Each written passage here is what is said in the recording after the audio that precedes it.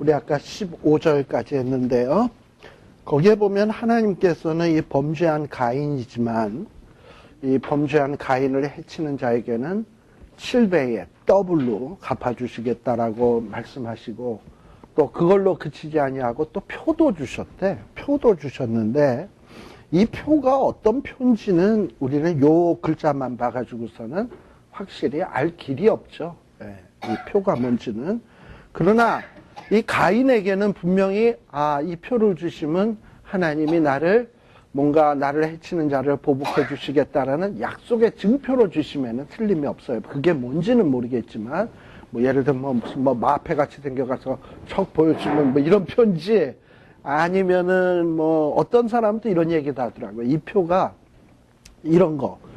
예를 들면 누가 이 가인을 막 죽이려고 한단 말이에요. 그러면 갑자기 가인이 그냥 얼굴이 퍼렇게 질리면서 식은땀을 줄줄줄 내면서 그냥 부들부들 떨면서 그 다음에 우리 그것도 무서운 거 만나면 뭐 소변 지린다 그러나 또 뭐 그러면서 딱 보면 죽이고 싶은 마음이 딱 떨어지게끔 보이는 거 있죠. 너무나도 불상 모드로 들어가가지고 아이고 저 인간 죽이느니 차라리 에휴 내가 죽이려고 했는데 너 보니까 죽일 가치도 없다. 에라이 가라 그냥. 이러고서 이제 이런 어떤 그 본능, 이런 본능이 이게 아마 하나님이 주신 이 가인에게 주신 어떤 그 자비의 증표가 아니겠는가. 그래가지고 남들이 딱 보면 완전히 불상 모드로 돌입하면 죽이고 싶은 마음이 싹 사라지게끔 생기는 어떤 이런 모습. 근데 뭐 그거는 제가 볼 땐 그런 얘기는 상상의 산물인 것 같고 분명하게 무슨 어쨌든 표를 주셨다. 사랑을. 우리 상념들 여기에 이렇게 뭐 그런 거일 수도 있고 뭐 예를 들면은 우리 주홍글씨에 보면 거기에 보면 무슨 뭐 어떤 죄 지은 여인에게 여기다가 무슨 뭐 어덜트라 그래가지고 A자 뭐 이렇게 새긴다든지 뭐 이렇게 써놓잖아요. 글자를. 그런 거 이제. 근데 뭐 요것만 봐가지고는 알 길이 없죠. 저도 몰라요. 뭐 이때 안 살았으니까. 근데 아무튼 표를 줬고, 그리고 죽임도 그리고 그 표가 뭐랑 좀 관계 있냐면 죽임을 면케하는 것과 관계가 있거든. 그러니까 어떤 사람이 요 두 가지를 얘기해서 아까 제가 얘기했듯이 완전히 불상 모드로 돌입하면 사람들이 죽이고 싶은 마음이 싹 사라지게 되는 그런 표 아니겠나? 라고 얘기하는데 그것도 그냥 상상의 산물이고 아무튼 이만큼 하나님께서 가인에게 해야 하는 자는 복수해 주시겠다고 약속했고 가인이 어떤 죽을 고비에서도 면할 수 있도록 어쨌든 자비를 베풀었다라는 거. 그만큼 하나님은 생육하고 번성하고 충만하라고 한 것을 그런 축복을 받을 만한 자격이 없는 가인에게도 주셨다라는 거. 요거를 우리가 포인트로 잡으면 되지 이 표가 무엇일까 밤새도록 고민해도 이건 답 안 나오는 거예요. 아셨죠? 뭐 어디를 찾아본다 그래서 답 나오냐 그것도 아니야. 이건 절대 안 나와. 근데 이제 아무튼 그래요. 자, 그리고 죽임을 면케하셨다. 그래서 이게 보면은 참 이게 하나님께서 가인에게 여러 가지 은혜를 베푸신 것이다 라고 볼 수 있습니다. 자, 그 다음에 이제 16절서부터인데요. 이 16절서부터 보게 되면, 자, 그러면 가인과 아벨 이후, 조금 전에는 아담, 하와, 그 다음에 가인, 아벨인데요. 자, 이제 지금 여태까지 가인의 얘기를 했는데, 가인이 드디어 이제 떠나가서 유리하는 자가 되죠. 그리고 자기 딴에는 이곳저곳 방랑 생활하다가 에덴의 동편, 놋 땅에 거하였다 그랬습니다. 아마 여기서도 또 언제 떠나게 될지 모르는 거예요. 잠시 이게 거한 거야. 근데 거기에서 아내와 동침하니 동침한다고 꼭 애 낳는 건 아니라 그랬죠. 동침했는데 잉태해서 에녹을 낳았다. 이거는 여호와께서 주신 거라고 볼 수 있죠. 자, 에녹을 낳았다라고 되어 있습니다. 물론 이제 여기서 17절에 아내와 동침했다 그랬는데 이 아내는 누굴까? 역시 아담과 하와 사이에 또 다른 자식이었을 것이다. 그리고 그러면 이거 뭐 근친상간이네 이렇게 생각하겠지만 뭐 그때는 그랬죠. 근친이죠.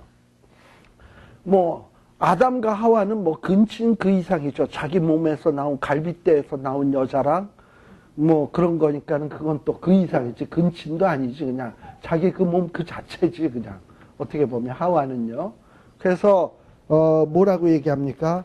아담은 하와를 보고 내 뼈 중에 뼈요. 살 중에 살. 자기 거라 그러잖아. 그거랑 뭐 동침한 건데 뭐. 아무튼 그래요. 그래서 이 당시에는 이 근친이라고 하는 것은 어쩔 수 없었다라는 것을. 그 다음에 여기에 보면 가인이 에녹이라고 하는 자식을 낳습니다. 요 에녹은 뒤에 나올 경건한 에녹하고는 다른 에녹입니다.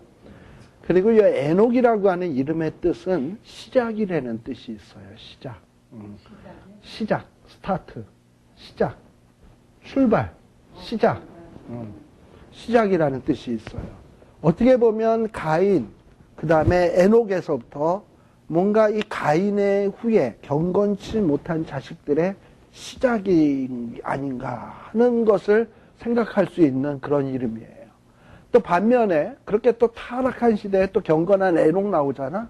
그 에녹은 또 경건한 자의 또 시작 아닌가. 같은 에녹이지만 하나 에녹은 악한 자의 시작, 한 에녹은 경건한 자의 시작. 어떤 이런 거를 예표하는 듯한 그런 어떤 느낌을 좀 창세기를 보다 보면 느끼게 됩니다.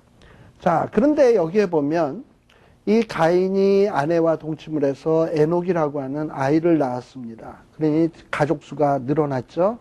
그랬더니 이 가인이 사람들이 자기를 죽일까봐 늘 고민을 하다 보니까 자기를 보호하기 위해서 집을 만들어야 되겠죠. 근데 여기에 보면 성을 쌓았다라고 되어 있습니다만 이 성은 뭐 우리가 상상하는 그런 거창한 성이 아니에요.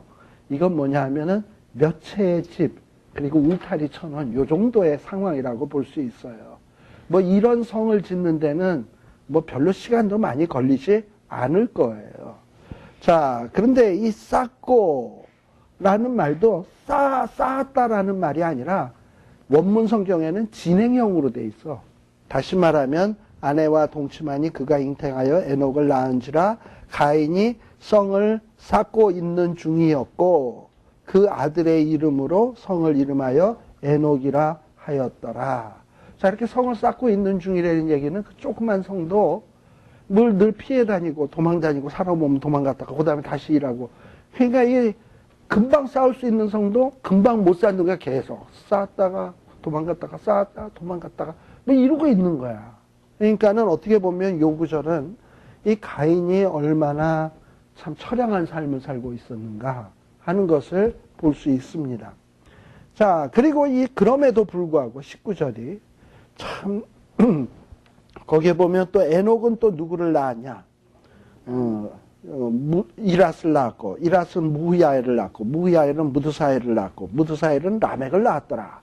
이러면서 뭔가 이 가인의 집안이 그럼에도 불구하고 자꾸 번창해가는, 이건 하나님의 약속의 성취다라고 볼 수 있습니다. 자, 그런데 19절에 보면 이 가인의 후손 가운데 라멕이라고 하는 자가 나옵니다. 라멕. 근데 이 라멕은 부인이 몇이다? 두 아내. 자, 우리 둘이 한 몸을 이룰지니 했지 셋이 한 몸을 이룰지니 아니잖아요.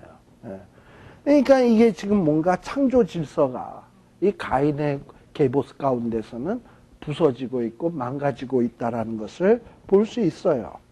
그리고 그뿐만 아니라 결혼 질서만 붕괴될 뿐 아니라 23절과 24절에 보면 이 라멕은 뭐라고 얘기하냐? 아까 가인에게 누가 가인이 비록 죄인이라 그래서 가인을 해하면 하나님이 죄를 몇 배로 갚겠다고? 7배에 7배로 뭐 갚겠다 이렇게 그랬잖아요. 자, 그런데 이렇게 가인에게도 하나님이 보복을 해주신다면 지금 친동생을 죽인 이 가인조차도 하나님이 살려주시고 뭐 보호해 주시겠다고 했는데 나는 누구냐? 누군가가 나에게 창상을 입혔단 말이야. 나를 해쳤단 말이에요.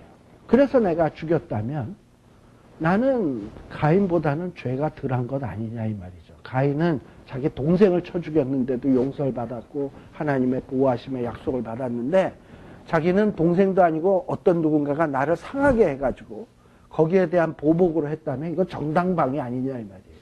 그리고 자기가 이렇게 해서 쳐 죽인 거는 마땅한 것 아니겠냐 이 말이지. 그리고 가인을 위해서 벌이 7배라면 나 같은 놈을 해쳐가지고 받는 벌은 77배가 돼야 된다. 뭐 지금 이러고 얘기를 하는 거예요. 그러면서 뭔가 자기의 죄를 합리화시키고 자기는 죄 지은 게 아니라 정당한 것이다. 뭐 이러고 얘기하는. 그리고 자기는 이렇게 사람을 쳐 죽인 것을 그냥 뭐 마땅한 것처럼 아주 생명을 죽인 것을 전혀 죄책감 없이 죽일 수 있는 어떤 이런 악한 모습을 보여주는 게 이 라멕의 얘기다. 23절과 24절에 나오는 얘기. 참 사람이요. 이 양심이 무뎌지고 죄에 의해서 우리의 이 영혼의 신경이 마비가 되면요. 별 자랑 안 할 것을 자랑하는 거 알아요. 예를 들면 아마 여러분들도 경험해 보셨는지 모르겠지만 여러분들 뭐 고등학교 다닐 때 우리가 보통 뭐 이런 거 있잖아요. 미성년자 입장 불가해야 되는 곳.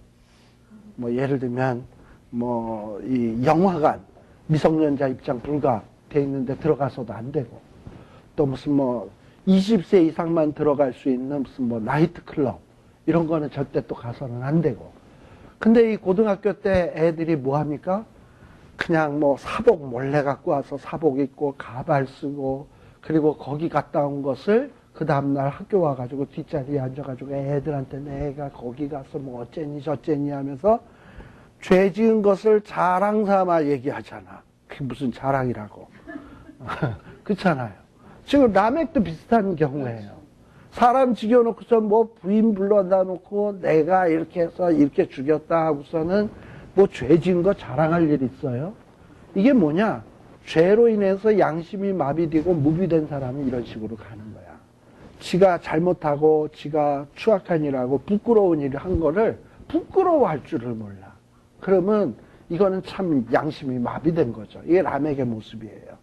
그러니까 사람들이 세월이 흐름에 따라서 죄를 짓고서도 이제는 부끄러움을 몰라. 양심이 마비됐어. 이전에는 가인은 어떠했냐 하면 나름대로 동생을 죽이고 난 다음에 슬슬 피해서 다녔을 거예요. 그러다가 가인아 아벨이 어디 있냐 그랬더니 화들짝 놀래가지고 아유 나 몰라요 이랬겠죠.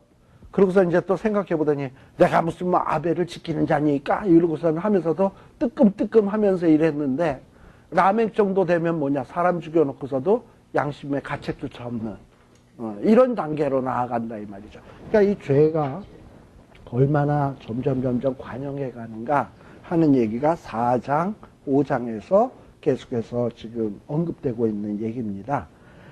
자, 이렇게 이 라멕도 타락을 했고, 그런데 하나님께서는 이렇게 죄만 관영하게 하지는 않아. 아까 제 얘기했습니다만 하나님은 계획이 있다 그랬죠. 하나님의 계획은 뭐냐? 애초부터 천지를 창조하실 때 하나님은 우리가 우리의 형상대로 사람을 만들자. 그리고 모든 만물들을 다스리게 하자. 그들로. 이게 하나님의 계획이었어요. 그러니까 하나님은 우리 인간이 죄 짓고 망하는 것으로 끝나게 하는 게 계획이 아니야. 하나님은 우리 인간이 하나님의 형상을 회복을 해가지고 만물 위에 군림하면서 하나님이 다스리듯이 다스리는 이 일을 만들도록, 이 일을 가능하도록 만드는 게 이게 하나님의 애초의 계획이에요. 그래서 이 계획이 좌절되거나 포기되거나 중간에 흐지부지 될 일이 절대 없어요. 그래서 하나님은 이 계획을 추진해 가셔야 돼. 비록 지금 가인은 타락했지만 하나님은 이 일을 이룰 수 있는 자로 또 하나를 예비하고 있는 거예요. 그게 누구냐? 25절에 보면 아담이 다시 아내와 동침하매 그가 아들을 낳아 그 이름을 뭐라고 했으니 뭐 세 번째 태어나서 셋이 아닙니다. 셋이라 하였으니 이는 하나님이 내게 가인에 죽인 아벨 대신에 다른 씨를 주셨다. 그래서 셋이라고 하는 아들을 주셨어요. 그래서 아마도 하나님께서 계획하고 있는 일들이 이제 누굴 통해서 실현될 거냐? 가인이 아닌 셋을 통해서 실현이 될 거예요. 자, 그래서 셋도 아들을 낳았고 그 이름을 에노스라 하였으며 그때의 사람들이 비로소 여호와의 이름을 불렀더라. 아마도 아벨은 하나님 앞에 예배 잘 드렸는데 돌아가셨잖아. 그런데 가인은 하나님 앞에 예배 안 드렸잖아, 잘. 그리고 동생 쳐 죽이고. 그러고서도 속죄제물 드릴 기회에 있었는데 하나님 안 찾았잖아. 그랬더니 하나님께서는 아담과 하와를 다시금 동침하게 해서 셋이라고 하는 자식을 낳았는데, 이 셋이라고 하는 자식의 후손들은 뭘 하기 시작했냐? 에노스 때에 그동안에 잘 불려지지 않았던 여호와의 이름을 다시금 부르게 했다. 그래서 이 아벨의 계보를 잇게 했다. 믿음의 계보를 잇게 했다. 라고 나오는 거예요. 자, 그런데 여기에서 우리가 조금 하나 또 눈여겨보셔야 될 것이 16절, 17절, 18절 이후에 보면 20절서부터 보게 되면 이 가인 때예요. 가인의 이 계보에 보면 20절에 보면 가인의 후손 중에 아다라고 하는 사람은 누구를 낳았냐? 야발을 낳고, 그 야발은 어떤 사람이냐? 장막에 거하면서 육축을 치는 자의 조상이 되었다. 그러니까 이런 낙농업, 소 키우고 양 키우고 이런 거 잘하는 기술을 가진 사람이 되었어요. 야발. 그 다음에 21절에는 또 그 아우의 이름은 유발이니, 발시 돌림이네요. 그죠? 야발, 유발. 그 다음에도 발자가 들어가긴 해. 두발. 야발, 유발, 두발. 뭐 이런 식으로. 자, 그런데 이 둘째 아우는 유발인데 뭐냐? 수금, 퉁소 잡는 자의 조상. 어떤 예술인, 음악하는 사람. 그 다음에 22절에 실라라고 하는 자는 두발가인을 낳았는데, 두발가인은 뭐하냐? 이 공업, 뭐 동과 철로 뭘 만들고 기계 만들고 하는 이런 자야. 자, 결국은 이 얘기는 무슨 얘기냐면, 하나님은 생육하고 번성하고 땅에 충만한 축복뿐만 아니라 뭐 또 주셨냐? 다스리고 정복하는 것. 자, 예술계를 정복하게 하시고, 또 여러 가축들을 정복하게 하시고, 그리고 또 지금 두발가인 같은 경우에는 철, 금속들을 또 정복해서 인류에게 필요한 어떤 도구를 만들 수 있는 이런 기술들을 하나님이 다 주신 거야. 그러니까 하나님께서요, 태초에 생육하고 번성하고 땅에 충만하라라고 하는 얘기, 이 얘기는 충만하라 하고 하나님이 손놓고 가만히 있는 게 아니에요.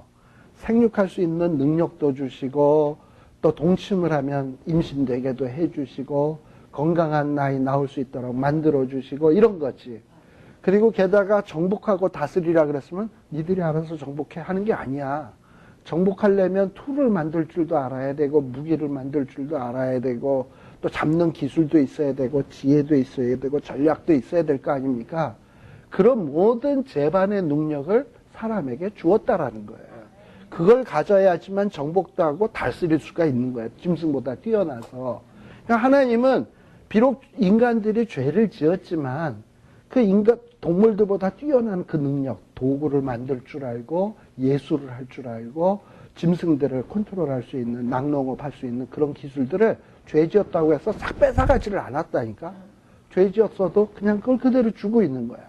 그래가지고 지금 어떻게 되었냐? 야발 같은 사람, 유발 같은 사람, 두발가인 같은 사람이 어떤 이런 문화를 이루어가는 거죠. 근데 그 문화가 오늘날의 이런 세계의 문화도 결국은 뭐냐면 이게 하나님의 축복의 산물인 거예요. 그냥 인간이 잘나서 지 잘나서 된 게 아니라 하나님이 우리에게 무슨 권세를 주셨냐? 생육하고 번성하고 땅에 충만하고 다스리고 정복하는 권세를 주었기 때문에 그래요. 그러니 이 망가진 인간도 이와 같이 대단한 문명을 창조하지 않습니까? 여러분들이 무슨 고대 이집트래, 고대 바빌로니아, 아수르 이런 나라의 어떤 다큐멘터리 같은 거 보세요. 그때 만들어진 피라밋이나 어떤 동상이나 신상이나 이런 거 보면 그 규모가 어마어마해.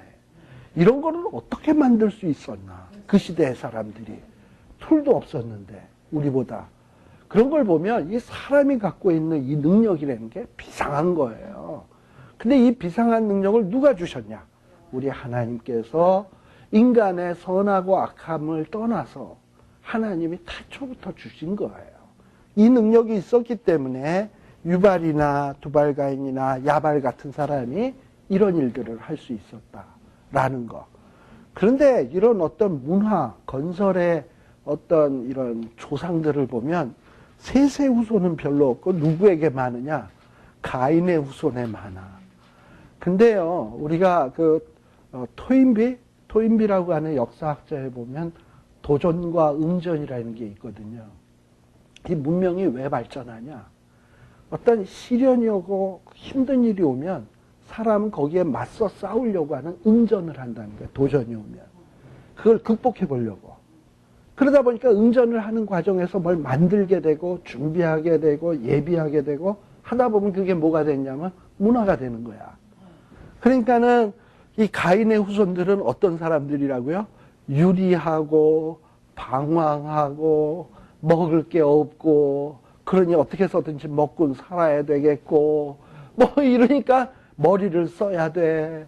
무슨 툴을 만들어야 돼. 불을 피워야 돼. 뭐 이럴 수밖에 없는 거야. 그러다 보니까 이게 뭔가 가인의 후예들이 이런 또 문명을 만들어내는 거고 또 그러다 보니 얼마나 유리하고 방황하면서 고달프고 서글퍼.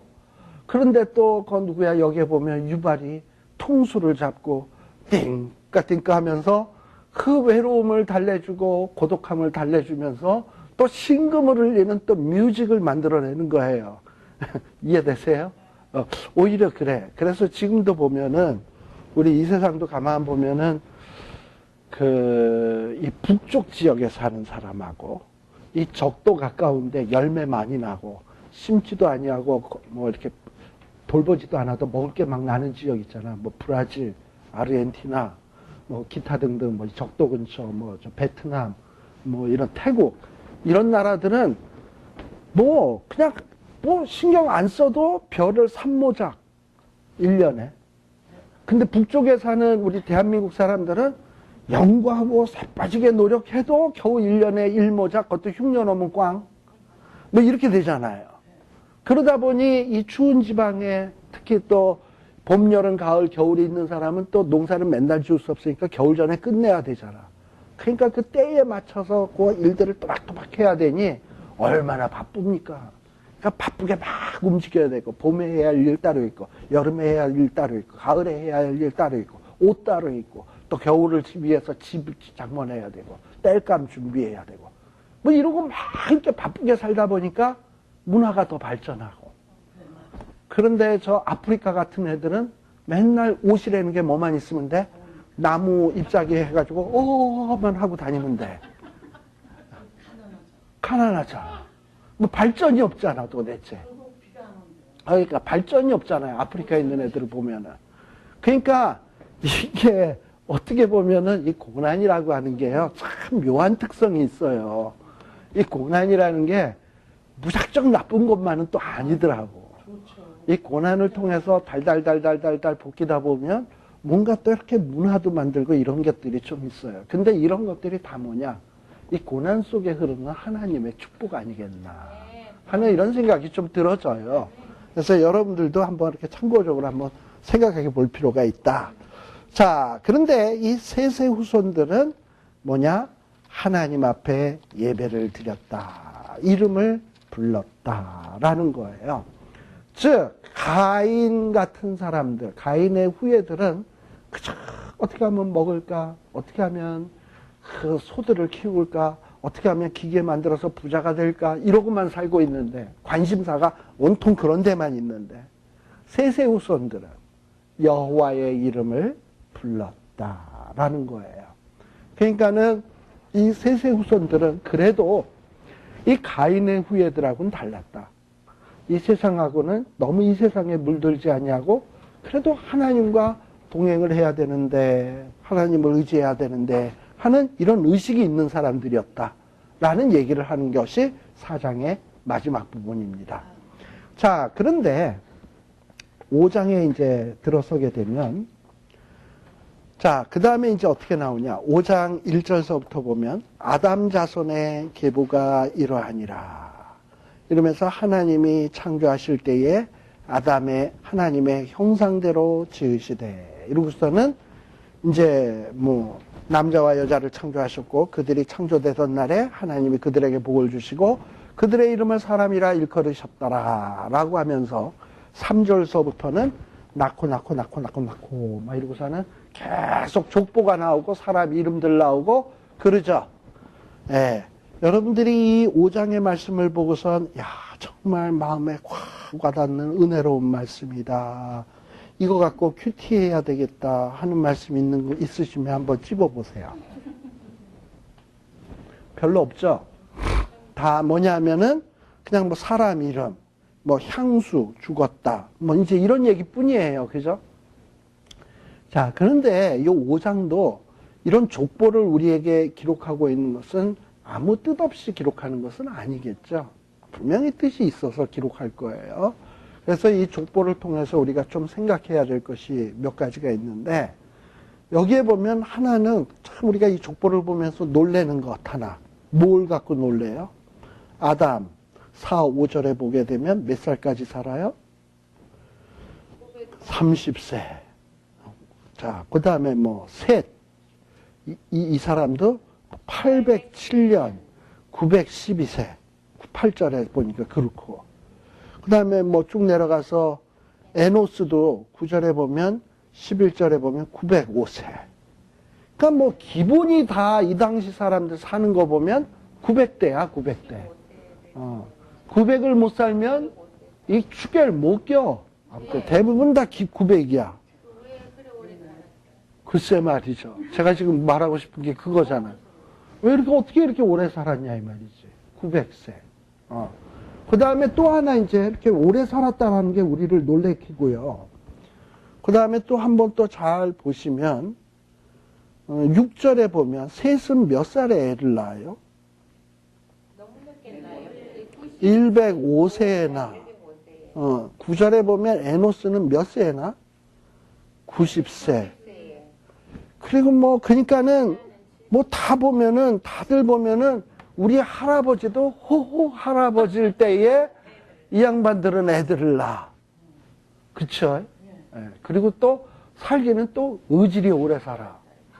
이게 참 우리를 놀래게 하는 거예요. 또 하나. 그리고 그 다음에 애들을 낳았다. 늙게 낳았지만 어쨌든 애들을 열심히 낳았다라는 말도 눈에 계속 반복되고 있고 또 하나 반복되는 말 가운데 하나는 뭐냐면 그럼에도 불구하고 죽었다.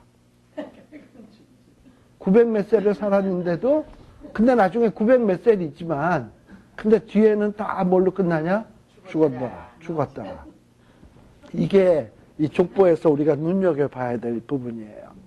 오래 살았다, 자녀 낳았다, 그것도 또 늦지막이 또 애들 낳고 또 오랫동안 그 이후에도 첫 자식이 그 적이고 그 이후에도 계속 자녀 낳았다 그랬잖아.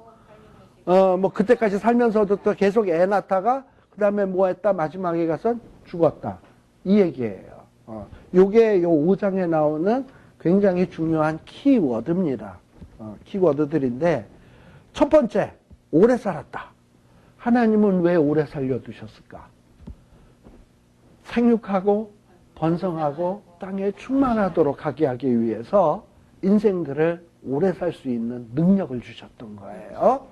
자, 그 다음에 그러니까 오래 살면서 이 인간들이 뭐 했다? 자녀 낳았다. 그러니까 이 얘기는 뭐냐면 하나님은 생육하고 번성하고 땅에 충만하라 라는 약속을 주셨는데 그 약속을 하나님이 지키신다 안 지키신다? 지키신다. 지키신다라는 것을 지금 얘기하고 있는 거고요. 또 두 번째, 끝에는 어떻게 되었더라? 죽었더라. 이것도 하나님이 약속을 지키고 있는 건 지키고 있다는 사실인 거 아십니까? 우리가 창세기 2장 17절에 선악을 알게 하는 나무를 따먹으면 정령 죽으리라. 하나님이 약속했거든요. 죽어요. 근데 하나님이 죽는데 당장 안 죽이고 오래 살게 하셨어. 자비지. 당장 죽이고 싶은데 당장 안 죽이고 최소한 900 몇 세까지들 살게 하셨어.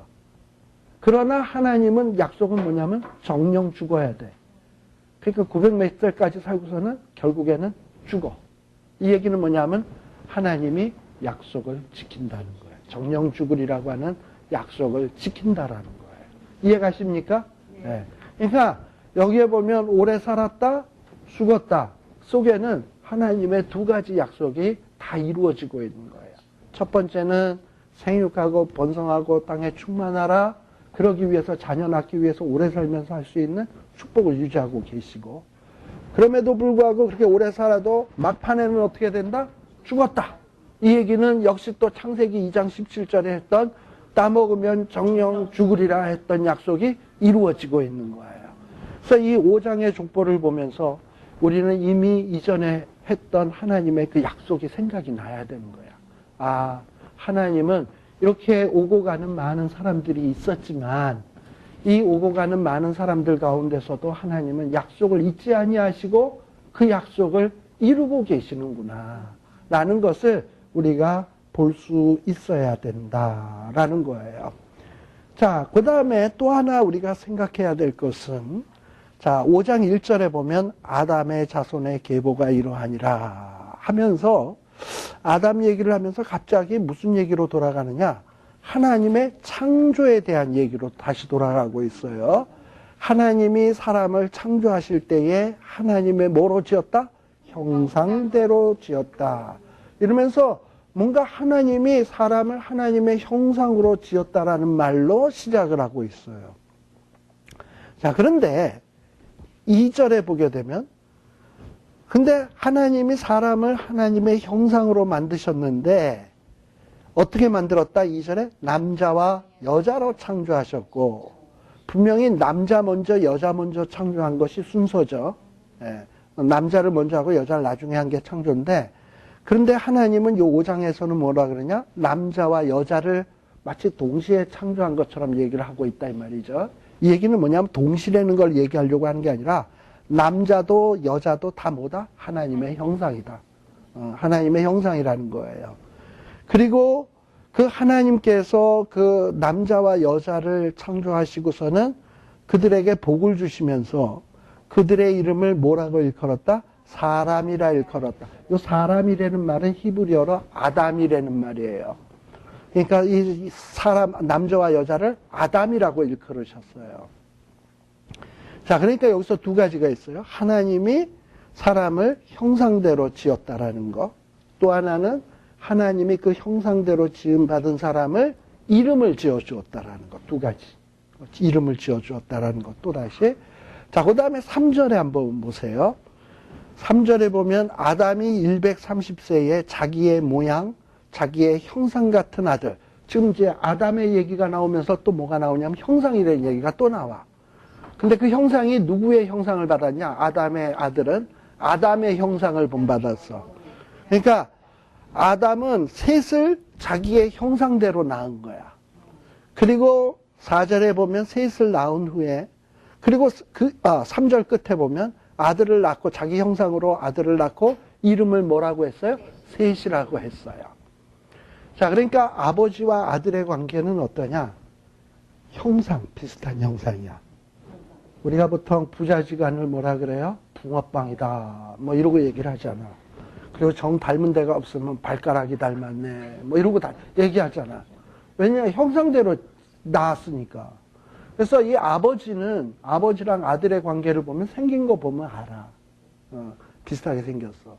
그 다음에 또 아버지와 아들의 관계는 어떤 관계냐? 아버지는 아들에게 이름을 지어주는 관계예요. 그쵸? 이게 아버지와 아들의 관계죠. 자, 그러면 역으로 가면 5장의 1절에 나오는 내용을 보면 사람은 누구의 형상대로 지음받았다? 하나님의 형상대로. 그리고 사람을 남자 여자로 창조하시고 그 남자 여자에게 이름을 지어주신 분이 누구다? 하나님이다. 고로 하나님은 뭐다? 인간의 아버지다. 아시겠습니까? 그러니까 우리 인간의 아버지는 누구냐? 하나님이야.